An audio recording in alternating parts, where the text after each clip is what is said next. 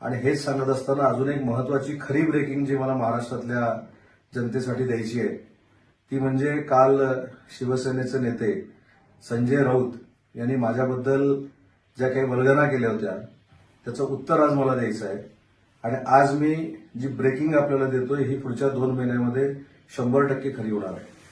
माननीय राज्याचे माजी मुख्यमंत्री शिवसेनेचे मुख्य नेते आदरणीय एकनाथ शिंदे साहेबांच्या नेतृत्वावर विश्वास ठेवत युबीटीच्या 4 आमदारांनी, काँग्रेसच्या 5 आमदारांनी आणि युबीटीच्या 3 खासदारांनी मागच्या 15 दिवसामध्ये माननीय एकनाथ शिंदे साहेबांची भेट घेतलेली आहे.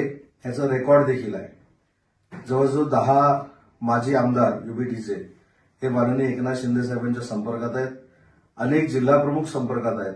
काँग्रेसचे देखील अनेक जिल्हाध्यक्ष, अनेक माजी खासदार, माजी आमदार संपर्कात आहेत.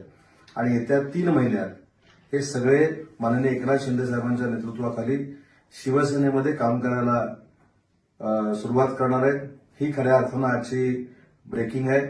त्याच्यामुळं नाहक ज्या पक्षाचा अस्त झालाय त्या पक्षाच्या लोकांनी स्वतःचं अस्तित्व टिकवण्यासाठी, स्वतःच्या पक्षाचा उदय होण्यासाठी माझ्या नावाचा वापर करणं हे अतिशय दुर्दैवी बाब आहे. आणि म्हणून ही जी मंडळी माननीय एकनाथ शिंदे साहेबांना मागच्या महिन्याभरात भेटलेली आहे यांना त्यांनी थांबवण्याचा प्रयत्न करावा. परंतु ठामपणानं सांगतो की ह्या सगळ्या व्यक्ती आता उबाठामध्ये किंवा काँग्रेसमध्ये थांबणार नाहीत. त्यांनी एकनाथ शिंदे साहेबांचं नेतृत्व स्वीकारण्याचा निर्णय घेतलाय आणि त्याची प्रचिती आपल्याला पुढच्या 3 महिन्यामध्ये येईल.